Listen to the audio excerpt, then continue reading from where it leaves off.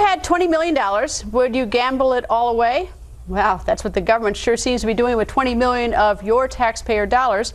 A Supreme Court ruling on the national health care law could come down any day. The High Court could also throw the health care law out, but the government isn't willing to wait for a ruling. They are shelling out $20 million of your money on a publicity campaign for Obamacare, for the health care law. So if the law is struck down between now and the end of June, all of your money goes straight down the drain. Several Republican senators are demanding answers, including Senator John Barrasso. He joins us. Nice to see you, sir. Thanks for having me. Okay, so what is this $20 million?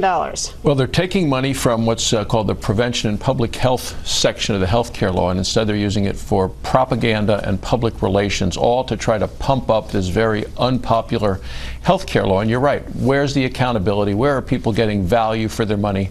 A number of us sent a letter to the President's Office of Management and Budget to say, look, did you approve this money going to a private PR firm? If you did, why? If you didn't, what are you going to do to get the money back? But it went through Kathleen Sebelius, the Secretary of Health and Human Services. Well, there's several issues. One is the fact that, I mean, if they'd done this 6 months ago, I wouldn't be quite, as appalled, but we're right on the eve of, maybe it'll be held unconstitutional, maybe it'll be held constitutional. But the whole idea, I take it if the law is found unconstitutional between now and the end of June, when we expect the ruling to happen, do we get our money back? Well, we darn well ought to get our money back. Will we, though? Think about it. Will we? Does the contract permit that? The administration has no desire to get the money back because this is supposed to be used between now and Election Day over the next 5 months to pump up the president's failed health care law in ways that are going to try to make the administration look good. It's really not about healthcare prevention or public health. It's all about propaganda about this administration. But I take it that most people would agree, and that if the law is unconstitutional and thrown out, I don't know that it will be,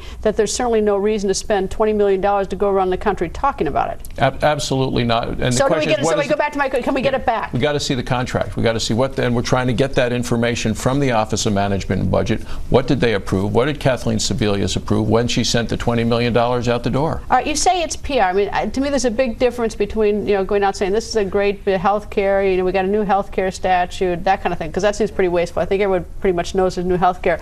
Or if it's to actually educate people to something that's very important in this very incomprehensible statute. I mean, I know a little education might not hurt, because I don't think anyone can figure it out.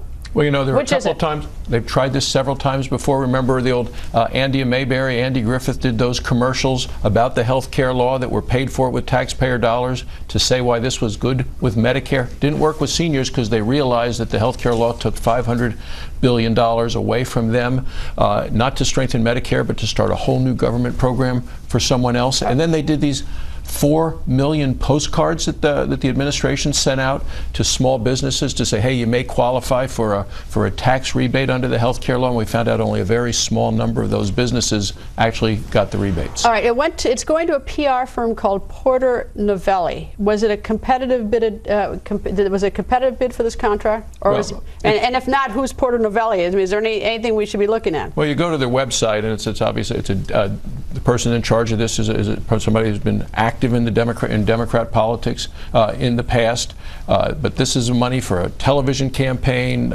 radio, print, new media, all not to go for prevention. How much goes into the Porter Novelli partners' pocket, and how much goes to this campaign and the wisdom of the campaign? Of course, I have a question with it in case the statute is declared unconstitutional, but that's another issue.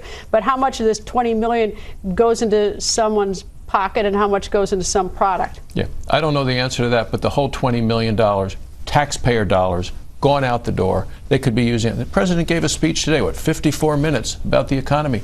He said he wanted to lower the debt and the deficit. That's a much better use than this $20 million going out. You know what HHS says? That the campaign, this ad campaign, was actually mandated by the health care law, so it's actually required. I mean, so we're stuck with it.